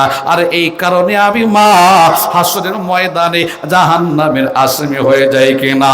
কারণ আমার আল্লাহ কোরআনে তো জানায় দিয়েছে যে মা বাবা তার সন্তানকে রব্বিক করিমকে চিনাইবে না, যে মা বাবা তার সন্তানকে কোরআন শিখাইবে না, যে মা বাবা তার সন্তানকে নামাজের তালিম দিবে না, যে মা বাবা তার সন্তানটাকে দিন শিক্ষা দিবে না, হাসরের ময়দানে ওই সন্তান মা বাবার বিরুদ্ধে আল্লাহর কাছে বিচার দায়ের করবে। রব্বানা আতিহিম দিফাইনি মিনাল আযাব ওয়ালআনহুম লা'নান কাবীরা। সন্তান বলবি, আল্লাহ ওই যে আমার মা বাবা দুনিয়াতে তারা নামাজ পড়ছে, আমি সন্তানকে নামাজের কথা বলে নাই, দুনিয়াতে তারা কোরআন পড়ছে, আমি সন্তানকে কোরআনের তালিম দেয় নাই। আমার আম্মা আব্বা যদি আমাদেরকে কোরআন শিখায় তো, আমাদেরকে নামাজের তালিম দিত, আমাদেরকে দ্বীনের শিক্ষা দিত, আজকে জাহান্নামের আসামি হইতাম না। আব্বা আম্মার কারণে আমরা জাহান্নামের আসামি হয়ে গেলাম। আয় আল্লাহ, ওই আব্বা আম্মাকে আমাদের চাইতে দ্বিগুণ শাস্তি তোমার দেওয়া লাগবে। আমাদেরকে যেই শাস্তি দিবা, আব্বা আম্মাকে দ্বিগুণ শাস্তি দাও, দ্বিগুণ শাস্তি দাও। অনেক সন্তান আল্লাহর কাছে বলবে, আল্লাহ নাজআলহুমা তাহতা আকদামিনা লিয়াকুনা মিনাল আসফালিন। ওই মা বাবার কারণে আমরা জাহান্নামের আসামি হইলাম। আব্বা আম্মা মক্তবে পাঠায় নাই, আব্বা আম্মা কোরআনের তালিম দেয় নাই। যদি একটু দিত, দুনিয়াতে কোরআন পড়তাম, নামাজ পড়তাম, আজকে জাহান্নামের আসামি হইতাম না। আব্বা আম্মা লেখাপড়ার জন্য, বাংলা অঙ্ক ইংরাজির জন্য কত টাকা পয়সা ব্যয় করলো, কত পিটান পিটাইলো, কিন্তু আল্লাহর কালামের জন্য আমাকে তো একটা পিটান দেয় নাই। নামাজ পড়ি নাই, আম্মা জান তো খাবার বন্ধ করে দেয় নাই। রোজা রাখি নাই, আম্মা জান তো একটা আঘাত করে নাই। যদি করত, আমরা নামাজ পড়তাম, রোজা রাখতাম, আল্লাহর কোরআনটা শিখতে পারতাম, আজকে জান্নাতের মালিক হয়ে যাইতাম। জাহান্নামে যাওয়ার কারণ হইল মা বাবা। কাজে আব্বা আম্মাকে আমাদের পায়ের নিচে নিয়ে আসো, আব্বা আম্মার বুকের উপরে পা রেখে আমরা জাহান্নামে ঝাঁপ দিব। রে দোস্তরা, আজকে দুনিয়া বুঝলা, দুনিয়া বুঝলা, নাবালক বাচ্চাটাকে কেজিতে পাঠায় দাও, নাবালক বাচ্চাটাকে বেড়াকে পাঠায় দাও, নাবালক বাচ্চাটাকে স্কুলে পাঠায় দাও। না রে বাবা না, এখন আধুনিক শিক্ষা আরম্ভ হয়েছে, নুরানি মাদ্রাসা, যেখানে আরবিও শিক্ষা দেওয়া হয়, বাংলা অঙ্ক ইংরেজিও শিক্ষা দেওয়া হয়। আপনার সন্তানটাকে প্রাথমিক শিক্ষা নুরানি মাদ্রাসায় 3টা বছর দিয়ে দেন, বাংলা আরবি ইংরেজি সব কিছু একসাথে শিখবে। এরপরে আপনি ডাক্তার পড়ান, অসুবিধা নাই, ইঞ্জিনিয়ার বানান, অসুবিধা নাই, প্রফেসর বানান, অসুবিধা নাই। লাভটা কি হলো? প্রাথমিক শিক্ষা যখন মাদ্রাসার শিক্ষা হবে, কোরআনের শিক্ষা হবে, কসম খোদার এই কোরআন তাকে পথ দেখায়া জান্নাত পর্যন্ত পৌঁছায় দেবে। সুবহানাল্লাহ। এরে দোস্তরা, এই জন্য প্রাথমিক শিক্ষা আপনার সন্তানদেরকে বেড়াকে দিবেন না, কেজিতে দিবেন না, প্রাথমিক শিক্ষা মাদ্রাসার শিক্ষা হবে, ঠিক কিনা? তাহলে সন্তান আপনার বিরুদ্ধে নালিশ করতে পারবে না। কত দিনের মা পেরেশানির মধ্যে পড়ে গেলেন, আমার সন্তান যদি খাবার না পায়, আমার সন্তানের ইমানটা যদি দুর্বল হয়ে যায়, কারণ নাবালিগ বাচ্চা ইমানটা এখনো মজবুত হয় নাই, না জানি আমি মা জাহান্নামের আসামি হয়ে যায় কিনা। কি করা যায়? 2টা হাত আমার আমার মাওলার কাছে উঠাই দিলেন, আল্লাহ প্রতিদিন আমি মা আমার সন্তানের কাছে খাবার পৌঁছায় দেই, আজকে সন্তান খাবার চায়, আমি মা অনেক দূরে খাবার দিতে পারবো না, আয় আল্লাহ তুমি আজকে কুদরতি ভাবে আমার সন্তানের কাছে খাবার পৌঁছায় দাও। সুবহানাল্লাহ। আল্লাহর ক্ষমতা আছে কি নাই? আওয়াজ দিয়ে বলুন, আছে কি নাই? আরে ওলামা ইকরাম আছে, জিজ্ঞাসা করুন তি ময়দানে আমার আল্লাহ বনি ইসরায়েলকে 40 বছর ধরে আসমানি খাবার খাওয়াইছে। সুবহানাল্লাহ। মারিয়ামের দিকে তাকান, জাকারিয়া পয়গম্বর মারিয়ামকে ঘরের মধ্যে তালা লাগায়া দিনের দাওয়াত দিতে বের হয়ে যায়, মারিয়ামের কথা স্মরণ থাকে না। কয়েকদিন পার হওয়ার পর মারিয়ামের কথা যখন স্মরণ হয়, জাকারিয়া পয়গম্বর বড় পেরেশান হয়ে যান, না জানি মারিয়াম মারা গেল কিনা, না খেয়ে বেহুশ হয়ে পড়ল কিনা। আমি দিনের দাওয়াত দিতে গিয়া মারিয়ামের কথা বলে গেলাম। জাকারিয়া পয়গম্বর দৌড়ায়, দরজাটা খুলে তাকায় দেখে মারিয়াম মরে নাই, মারিয়াম যায় নামাজের মুসল্লায় বসা। সুবহানাল্লাহ বলেন না? জাকারিয়া পয়গম্বর তাকায় দেখে মারিয়ামের যায় নামাজের চতুর্পাশে খানার কোনো অভাব নাই, ফল ফলাদির কোনো অভাব নাই, বেমৌসুমি ফল দেখা যায়, মনে করেন আমের মৌসুম না, মারিয়ামের যায় নামাজের পাশে আম দেখা যায়। লিচুর মৌসুম না, মারিয়ামের যায় নামাজের পাশে লিচু দেখা যায়। ফলের মৌসুম না, মারিয়ামের যায় নামাজের পাশে ফল দেখা যায়। জাকারিয়া পয়গম্বর আশ্চর্য হয়ে তাকায় রইলেন, জানালা বন্ধ, দরজা বন্ধ, এই খাবারগুলো কোথার থেকে আসলো? অপেক্ষমান মারিয়াম সালাম ফিরাবে, আমি তার কাছে জিজ্ঞাসা করব খাবার কোথায় পাইলা। মারিয়াম সালাম ফিরাইলো, জাকারিয়া পয়গম্বর জিজ্ঞাসা আরম্ভ করলেন, ক্বালা ইয়া মারইয়াম আন্না লাকি হাযা, ওরে মারিয়াম জবাব দাও এই খাবারগুলো তুমি কোথার থেকে পাইলা? মারিয়াম বড় চমৎকার জবাব দেয়, ক্বালাত হুয়া মিন ইনদিল্লাহ, ইন্নাল্লাহা ইয়ারযুকু মান ইয়াশাউ বিগাইরি হিসাব।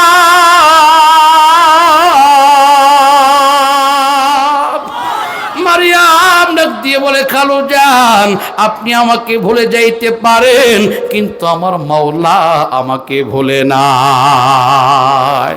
আপনি যেই খাবারগুলো দেখেন আমার মাওলার পক্ষ থেকে খাবারগুলো আসছে, আমার মাওলা যাকে চান তাকে হিসেব ছাড়া রিজিক দান করেন।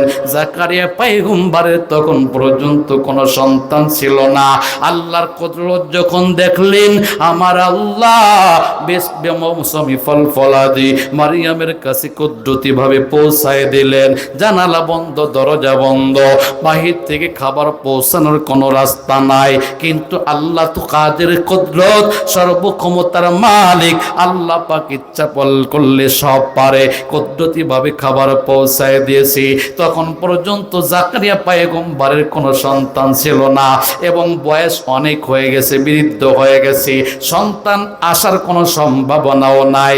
কিন্তু আল্লাহর কুদরত দেখার পর মনে মনে চিন্তা করে, আল্লাহ পাক যদি কুদরতি ভাবে মারিয়ামের কাছে খাবার পৌঁছায় দিতে পারে, আমি যদি আল্লাহর কাছে আবদার করি, আমার মাওলা ইচ্ছা করলে বৃদ্ধ বয়সে আমি জাকারিয়াকে সন্তানও দিতে পারে। পারে কি পারে না? ক্ষমতা মাওলার আছে কি নাই? এবার জাকারিয়া পয়গম্বর দোয়া করে আরম্ভ করে দিলেন, হুনালিকা দা জাকারিয়া রাব্বা ক্বালা রাব্বি হাবলি মিন লাদুনকা যুররিয়াতান তাইয়্যিবা ইন্নাকা সামিউদ দুআ।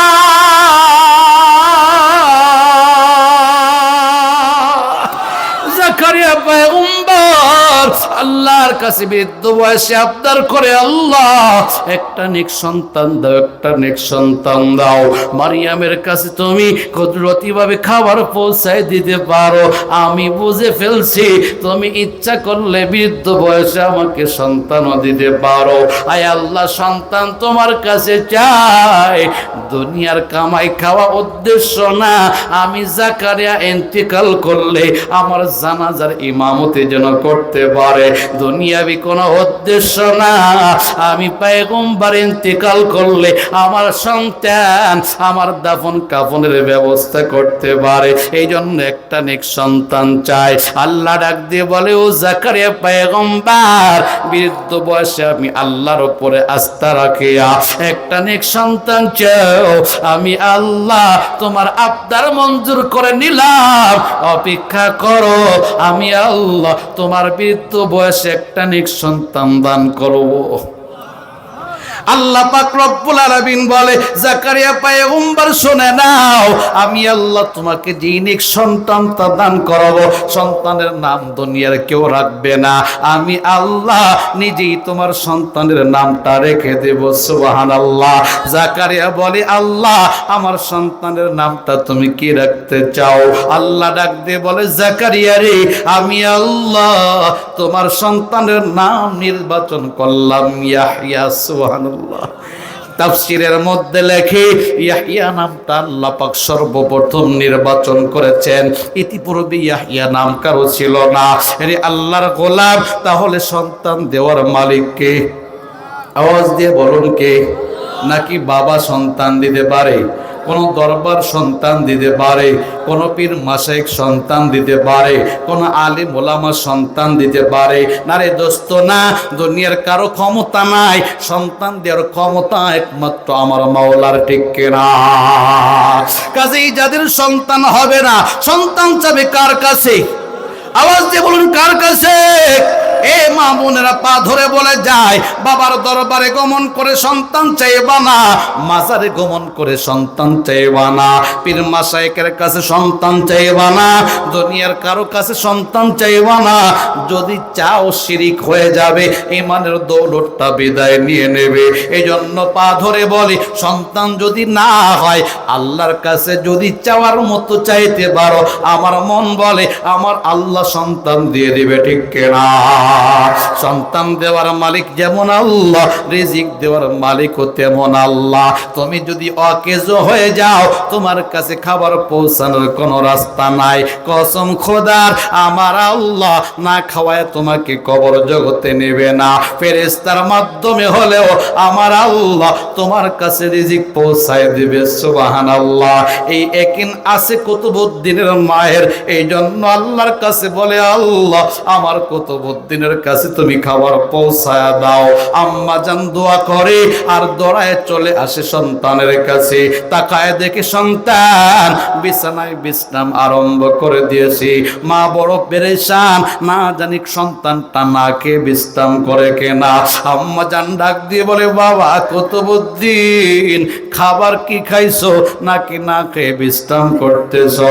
কুতুবউদ্দিন বলে, মা আমি তো খানা খাইছি। সুবহানাল্লাহ। আম্মা জান ডাক দিয়ে বলে, বাবা খাবার তুমি কোথায় পাইলা? কুতুবউদ্দিন বলে, মা যায় নামাজের মুসল্লা বিছায়া আমি আমার মাওলার কাছে যখন খাবার চাইলাম, আমার মাওলা আমার কাছে খাবার পৌঁছায় দিয়েছে। সুবহানাল্লাহ। আম্মা জান ডাক দিয়ে বলে, বাবা বলো তো দেখি খানার মধ্যে কেমন মজা লাগলো, কেমন স্বাদ লাগলো? কুতুবউদ্দিন বলে, মা এক একটা কামড় লাগায় এক এক রকম মজা বের হয়, এক একটা কামড় দেই এক এক রকম স্বাদ বের হয়। ওগো আম্মা জান, আজকে রুটির মধ্যে এত মজা পাইলাম, এত স্বাদ পাইলাম, ইতিপূর্বে আমি কুতুবউদ্দিন এত মজা খানার মধ্যে পাই নাই। আম্মা জান ডাক দিয়ে বলি, বাবা কুতুবউদ্দিন, আল্লাহর কুদরতি পায়ে সিজদা করো, আমার মনটা সাক্ষ্য দেয় আজকে দুনিয়াবি কোনো খাবার তুমি খাও নাই, যেই খাবারগুলো তুমি খাইলা আমার মাওলা জান্নাতি খাবার জান্নাত থেকে তোমার কাছে পৌঁছায় দিয়েছে। এরে আল্লাহর গোলাম, এই সেই কুতুবউদ্দিন আম্মা দুনিয়ার থেকে যেদিন বিদায় গ্রহণ করবে, খাদেমকে ডাক দিয়ে বলে, ওরে খাদেম শোনা নাও, আমি কুতুবউদ্দিন দুনিয়াতে থাকবো না, চলে যাওয়ার সময় ঘনিয়ে আসছে, চলে যাব, তবে একটা ওসিয়াত করে যায়, আমার ইন্তেকালের পর সাধারণ কেউ যেন জানাজার ইমামতি না করে। এমন বান্দা জানাজার ইমামতি করতে হবে যার মধ্যে 4টা গুণ পাওয়া যাবে। 1 নম্বর গুণ হলো আল্লাহর বান্দা বালিগ হওয়ার পর থেকে জীবনে কোনোদিন এক ওয়াক্ত নামাজ কাজা দেয় নাই। 2 নম্বর গুণ হলো আল্লাহর বান্দা আসরের নামাজের পূর্বে যে 4 রাকাত সুন্নাতে জায়েদা আছে, সুন্নাতে জায়েদা আরম্ভ করার পর থেকে কোনোদিন সুন্নাতে জায়েদা ছাড়ে নাই। 3 নম্বর গুণ হলো আল্লাহর বান্দা তাহাজ্জুদ পড়া যেদিন থেকে আরম্ভ করেছে আর কোনোদিন তাহাজ্জুদ কাজা দেয় নাই।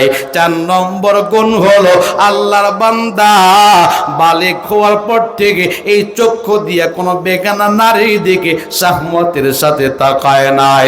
এই 4টা গুণ যার মধ্যে পাইবা ওই বান্দা আমার জানাজার ইমামতি করবে।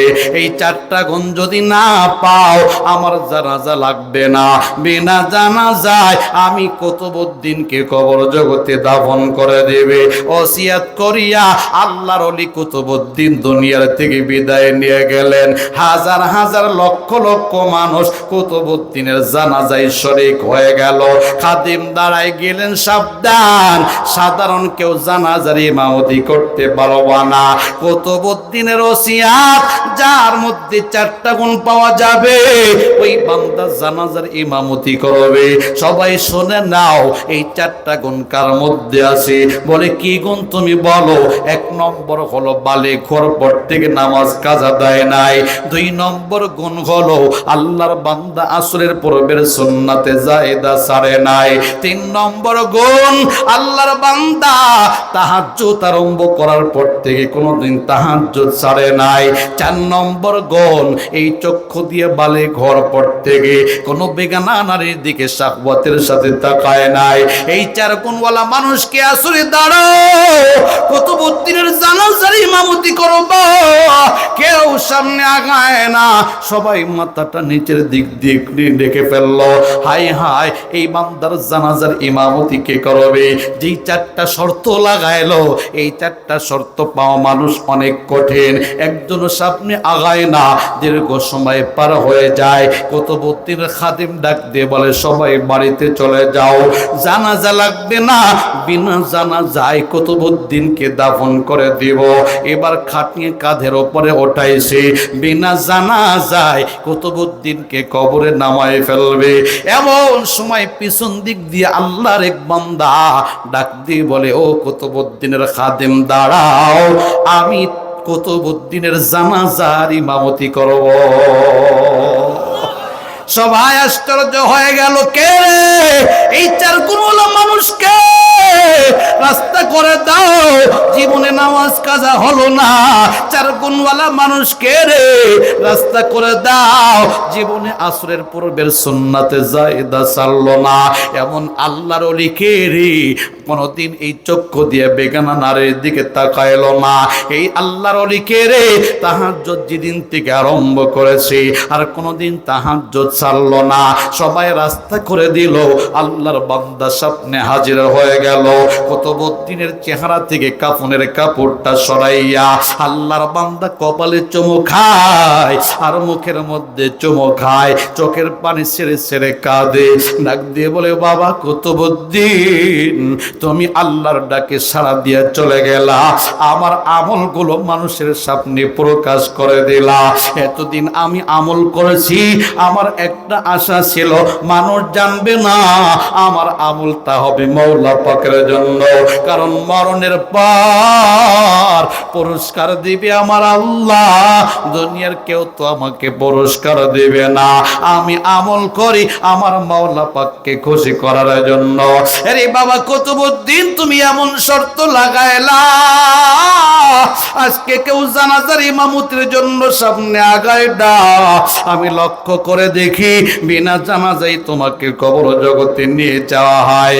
এখন বাধ্য হইয়া আমি তোমার জানাজার ইমামতের জন্য আসলাম, কিন্তু সর্বনাশ হয়ে গেল। আমার আমলগুলো মানুষের সামনে প্রকাশ হয়ে গেল। আমার মধ্যে যদি এখন অহংকার চলে আসে, মানুষ তো আমার প্রশংসা আরম্ভ করবে। আমার অন্তরে যদি একটু রিয়া চলে আসে, আমার অন্তরে যদি একটু তাকাব্বুরি চলে আসে, আমার সব আমল বরবাদ হয়ে যাবে, আমি জাহান্নামের আসামি হয়ে যাইব। ওরে বাবা কুতুবউদ্দিন, তোমার কাছে ওসিয়াত, হাসরের ময়দানে আমি যদি পাকড়াও হয়ে যাই, আল্লাহর কাছে সুপারিশ করিয়া আমাকে জান্নাতে লয়ে যাইও। সুবহানাল্লাহ। আরে কোন বান্দা নিজেকে এত ছোট মনে করে যার কোনোদিন নামাজ কাজা হলো না? কোন বান্দা নিজেকে এত ছোট মনে করে যার কোনোদিন তাহাজ্জুদ কাজা হলো না? কোন বান্দা নিজেকে এত ছোট মনে করতেছে যেই বান্দার কোনোদিন আল্লাহর বান্দা চক্ষু দিয়ে বেগানা নারীর দিকে তাকাইল না? এত বড় নেককার বান্দা, অন্তরে কত ভয়, না জানি আমার আমল বরবাদ হয়ে যায় কিনা। আজকে সমাজের দিকে তাকাইলে অন্তরে কষ্ট লাগে, দুঃখ লাগে। সামান্য একটু খেদমত যদি আমরা করতে পারি, মনে মনে অহংকার তাকাব্বুরি চলে আসে। আমার চাইতে বড় খেদমত গুজার বান্দার কেউ নাই, আমার চাইতে বড় খাদেম আর কেউ নাই, আমার চাইতে তাহাজ্জুদ গুজার বান্দা আর কেউ নাই। 2-4 ওয়াক্ত 5 ওয়াক্ত নামাজ যদি একটু ঠিক মতো আদায় করতে পারি, অন্তরে অহংকার চলে আসে, আমার চাইতে বড় বুজুর্গ আর কেউ নাই। রে বান্দা, যদি একটা চিল্লা লাগায় দিতে পারি, সবাই না কিন্তু ব্যতিক্রম কিছু বান্দা আছে, অন্তরে অহংকার চলে আসে, আরে আমি ইশরাক পড়ি, ইমাম সাহেব তো ইশরাক পড়ে না, আমি তাহাজ্জুদ পড়ি, হুজুর তো তাহাজ্জুদ পড়ে না, আমি আওয়াবিন পড়ি, হুজুর তো আওয়াবিন পড়ে না। অন্তরে নিজেকে বড় মনে করে, হুজুরের চাইতে আমি দামি, আমি দামি, আমি দামি। আরে এই স্লোগান যখন দিল, আমার মাওলার কাছে সব আমল বরবাদ হয়ে গেল, ঠিক কিনা? আরে ইবলিস ধ্বংস হইছে তো এই কারণেই। ইবলিস বলে আনা খায়রুম মিনহু, আনা খায়রুম মিনহু, আনা খায়রুম মিনহু, খলাকতানি মিন নার ওয়া খলাকতাহু মিন তিন। আয় আল্লাহ, আদমের চাইতে আমি দামি, আমি দামি, আমি দামি। তাকে বানাইছো মাটি দিয়া, আমাকে বানাইছো আগুন দিয়া। আগুনের কাজ হলো উপরে ওঠা, আর মাটির কাজ হলো নিচে নামা। আমি তার চাইতে দামি, আমি কেন সিজদা করব? আমি তাকে সিজদা করতে পারবো না। নিজেকে বড় মনে করলো, সব আমল বরবাদ হয়ে গেল। এরে দোস্তরা, আজকে তুমি আলেমদেরকে ছোট মনে করছো 2-4 ওয়াক্ত তাহাজ্জুদ পড়িয়া। তুমি জানো না আলেমের সিনার মধ্যে যে 30টা পারা কোরআন রয়েছে, 30টা পারা কোরআনের কারণে সিনাটা কত দামি, কত দামি, কত দামি। এই কোরআনটা আল্লাহর বান্দাকে, হাফেজ কোরআনকে কত উপরে উঠায় দেবে জানো? আমার নবী রাহমাতাল লিল আলামিন বলে, হাসরের ময়দানে হাফেজ কোরআন এক একটা আয়াত তেলাওয়াত করবে গো, আর এক একটা তালার উপরে উঠতে থাকবে। 6666 তালার উপরে হাফেজ কোরআনের মাকাম হবে, বলুন সুবহানাল্লাহ। আরে কোরআনওয়ালা শুধু নিজেই এত উপরের মাকামে উঠবে না, যে মা বাবা তার সন্তানটাকে কোরআন শিখাইলো, আমার নবী ডাক দিয়ে বলে, উম্মত শুনে নাও, হাসরের ময়দানে আমার আল্লাহ ওই কোরআনওয়ালার আব্বা আম্মাকে নূরের মিম্বারে বসাইয়া, আমার আল্লাহ কুদরতি হাতটা দিয়া হাফিজ কোরআনের মা বাবার মাথার উপরে নূরের মুকুট পরিধান করাই দিবে। সুবহানাল্লাহ। মানুষ তাকায় তাকায় দেখবে আর বলবে, এরা কারা রে? আজকে হাসরের ময়দানে নূরের মুকুট পরিধান করে। ফেরেশতারা বলবে, শুনে নাও, এরা হলো হাফিজ কোরআনের মা বাবা। সুবহানাল্লাহ। এরা হলো হাফিজ কোরআনের মা বাবা। ওই দিন কোটি কোটি মানুষ আফসোস করবে আর বলবে, আল্লাহ দুনিয়াতে আবার একটু পাঠাও, সন্তানদেরকে হাফেজ বানাইব, সন্তানদেরকে কোরআন শিক্ষা দেব।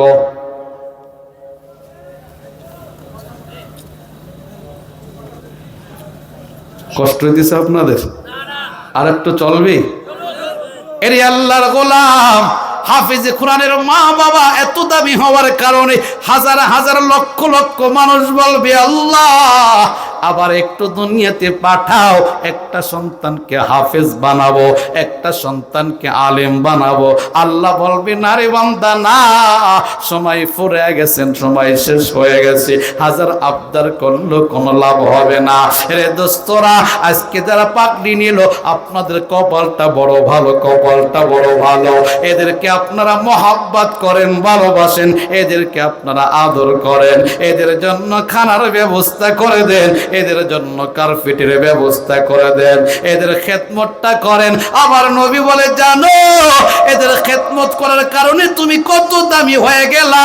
হাসরের ময়দানে এই হাফেজ কোরআন একা জান্নাতে যাবে না, জান্নাতে যখন যাইতে যাবে আল্লাহর কাছে বলবে আল্লাহ এই যে তাকায় দেখে কিছু দোস্ত আহবাব দেখা যায়, আমি যেই মাদ্রাসা থেকে হাফেজ কোরআন হইলাম, আমি যেই মাদ্রাসা থেকে পাগড়ি নিলাম, এই যে তাকায় দেখা যায় ওই মাদ্রাসার সেক্রেটারি, ওই যে তাকায় দেখা যায় মাদ্রাসার সভাপতি, ওই যে তাকায় দেখা যায় মাদ্রাসার সদস্যবৃন্দ, ওই যে তাকায় দেখা যায় মাদ্রাসার এলাকার মানুষ। এই মাদ্রাসাকে এই বান্দারা মহাব্বত করত, মাদ্রাসায় চাউল ডাউলের ব্যবস্থা করত, আমাদের খানার আয়োজন করত, আমাদেরকে লজেন রাখতো। আজকে একা জান্নাতে যাব না, আল্লাহ এদেরকে সঙ্গে নিয়ে জান্নাতে যাব। আমার নবী বলে হে উম্মত জানো হাফেজে কোরআনের কত দাম, কত দাম, কত দাম। আল্লাহর কাছে যখনই সুপারিশ করা আরম্ভ করবে আমার আল্লাহ সুপারিশ কবুল করিয়া তোমার নামটা জাহান্নামের খাতার থেকে কাটিয়া জান্নাতের মালিক বানায় দেবে। আর এই হাফেজ কোরআন যখন আলেম হবে পাওয়ারটা আরো বাড়তে থাকবে, বাড়তে থাকবে। কতবার বেড়ে দোস্ত হাফেজে কোরআন তো 10 জনকে জান্নাতে নেবে, হক্কানে আলেমের কোনো সংখ্যা টঙ্কা নাই। একটা উদাহরণ দিলে ভালো করে বুঝে আসবে। আমার নবী রহমাতাল লিল আলামিন পূর্ণিমার চাঁদের রাত্রি আম্মা জান আয়েশা সিদ্দিকা রাদিয়াল্লাহু তাআলা আনহাকে নিয়ে ঘুমাইতেছিলেন। নবী ঘুম থেকে জাগ্রত হইয়া আকাশের দিকে তাকায় দেখে তারকারাজি ঝলমল ঝলমল করে। আল্লাহর নবীর দিলটা খুশি হয়ে যায়। আম্মা জানকে ডাক দিয়ে বলে আয়েশা আকাশের দিকে একটু তাকাও, আমার আল্লাহ তারকারাজি দিয়ে কত সুন্দর ভাবে সাজাইছে।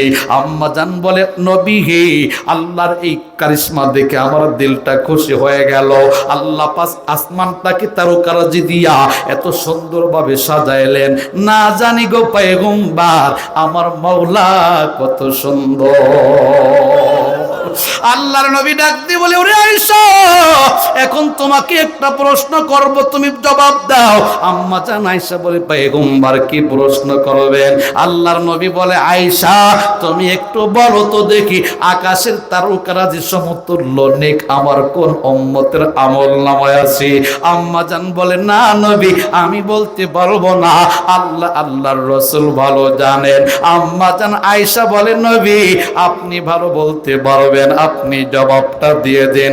আল্লাহর নবী বলে আয়েশা আকাশের তারকারাজি সমতুল্য নেক আমার ওমরের আমলনামায় আছে।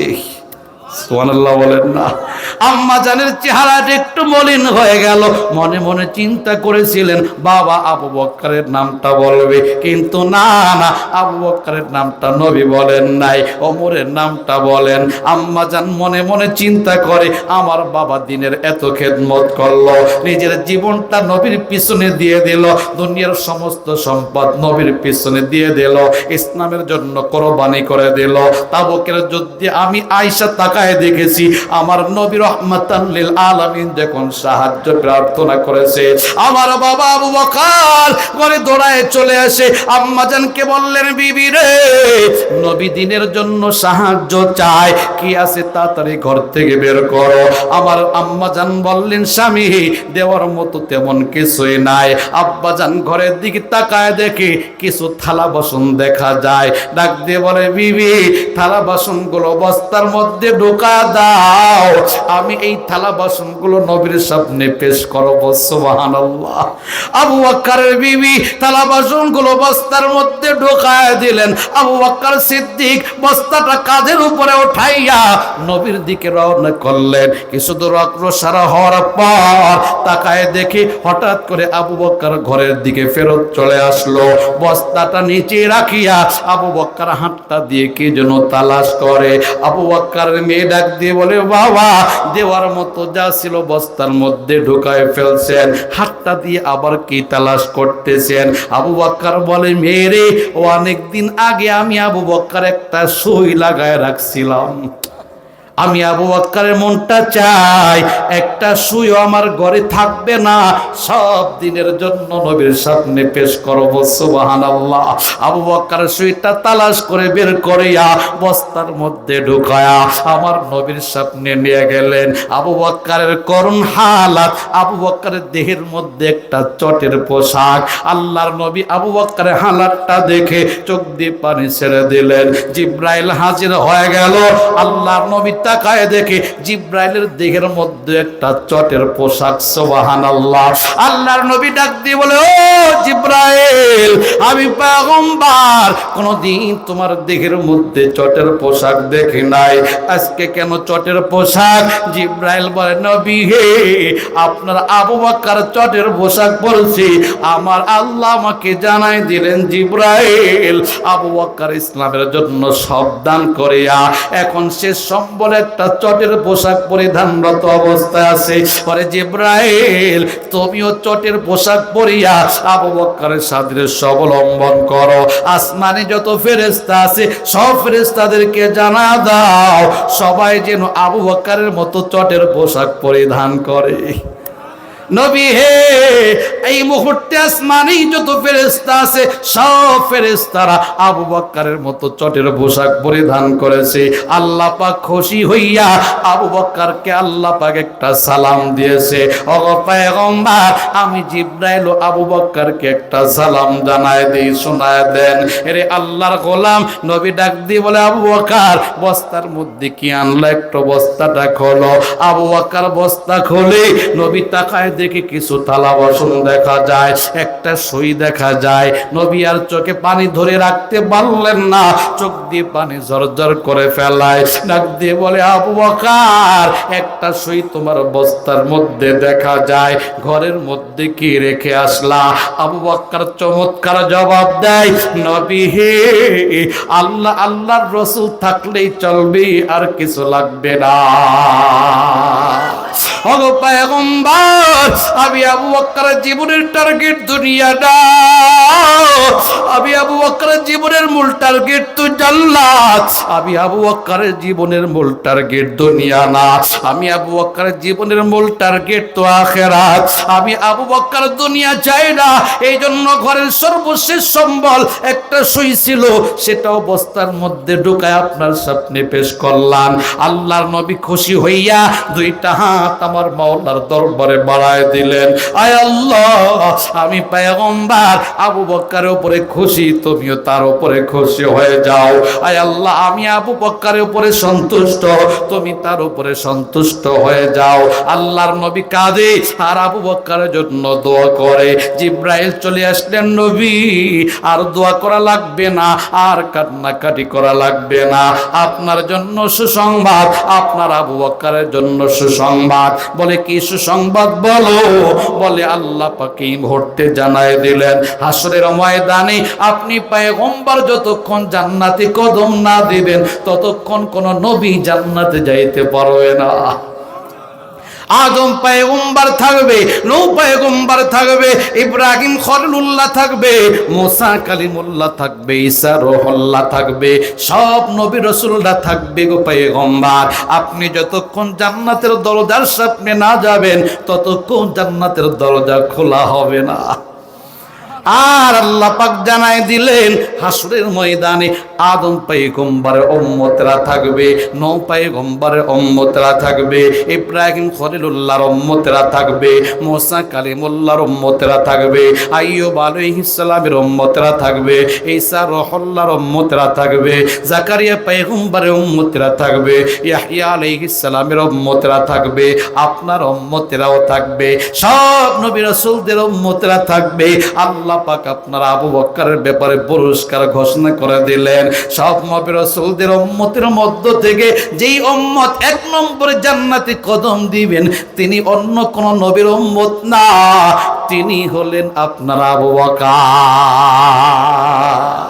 রে আল্লাহর গোলাম আবু বকর সিদ্দিক রাদিয়াল্লাহু তাআলা আনহু এত বড় পুরস্কারের ঘোষণা শুনলেন, এই জন্য আম্মা জান মনে মনে চিন্তা করে আমার বাবা এত বড় কোরবানি করলেন, আজকে নবী আমার বাবার নামটা বলল না, ওমরের নামটা বলে দিল। আকাশের তারকারা যে সমতুল্য নেই কবরের আমল নামায় আছে। আল্লাহর নবী বুঝে ফেলাইছে আম্মা জানের চেহারাটা মলিন, ডাক দিয়ে বলে আয়েশা চেহারাটা তুমি মলিন করিও না। আরে ওমরের নেক বোঝানোর মতো দুনিয়ায় বস্তু আছে, তারকারাজি আছে, কিন্তু তোমার বাবা আবু বকরের নেক এত বেশি এত বেশি এত বেশি, ওই নেক বোঝানোর মতো দুনিয়ায় কোনো বস্তু নাই। আরে আল্লাহর গোলাম ওলামা ইকরাম বলে একজন হাফিজে কোরআন 10 জনকে সুপারিশ করে জান্নাতে নেবে, সংখ্যা নির্ধারিত আছে, কিন্তু একজন আলেম কতজনকে জান্নাতে নেবে সংখ্যা নির্ধারিত নাই। আলেম যখন জান্নাতে যাবে কোটি কোটি মানুষ আলেমের পেছনে পেছনে আসবে, সবাই স্লোগান দেবে ও আলেম সন্তান জান্নাতে আগে যেও না, আমাদের জন্য আল্লাহর কাছে সুপারিশ করো। আরে তুমি তো আমাদের মাদ্রাসার ছাত্র, তুমি তো আমাদের মাদ্রাসার শিক্ষক, তুমি তো আমাদের মসজিদের ইমাম, দুনিয়াতে অন্তর থেকে মহব্বত করছি ভালোবাসছি, দুনিয়ার কোনো স্বার্থে না, মরণের পরে যেন আখিরাতে জান্নাতটা পাওয়া যায়। কাজে আল্লাহর কাছে সুপারিশ করো, আল্লাহ পাক যেন আমাদেরকে জান্নাতের মালিক বানায় দেয়। দুনিয়াতে আমরা লক্ষ্য করছি যারা সরকারি বাহিনীর সাথে সম্পর্ক রাখছে, এমপি মন্ত্রীর সাথে সম্পর্ক রাখছে, তারা হাজার অপরাধ করলে এমপি মন্ত্রীরা একটা ফোন করছে, জেলখানায় তাদের যাওয়া লাগে নাই। আমরা তখন বুঝেছি আলেমদের সম্পর্ক তো মাওলা পাকের সাথে, দুনিয়ার কোন রাজা বাদশার সাথে না। এদেরকে যদি মহব্বত করি হাসরের ময়দানে এরা সুপারিশ করলে জাহান্নামের জেলখানা থেকে আমাদেরকে বের করে জান্নাত দিয়ে দেবে। এই জন্য তোমাদেরকে মহব্বত করেছি, আজকে বিপদে বললাম আল্লাহর কাছে সুপারিশ আরম্ভ করে দাও।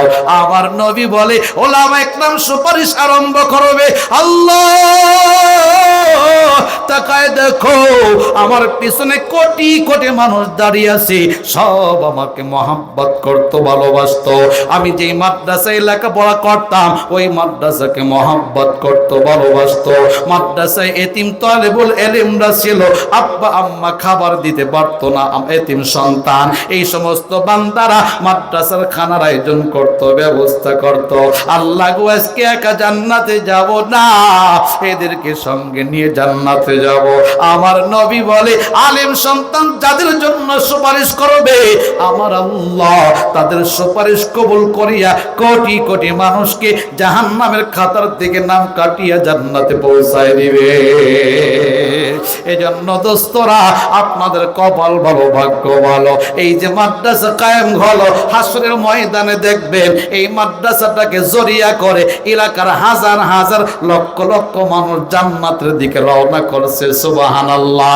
এজন্য যুবক ভাই মুরব্বী বাবা কুতুবউদ্দিনের বাকি আলোচনাটা একটু পরে করব, 2-4টা মিনিট লাগবে শেষ করতে। এই মুহূর্তে একটু 2টা হাত দেখতে চাই, যেহেতু একটা আবদার মাদ্রাসার পক্ষ থেকে আসছে।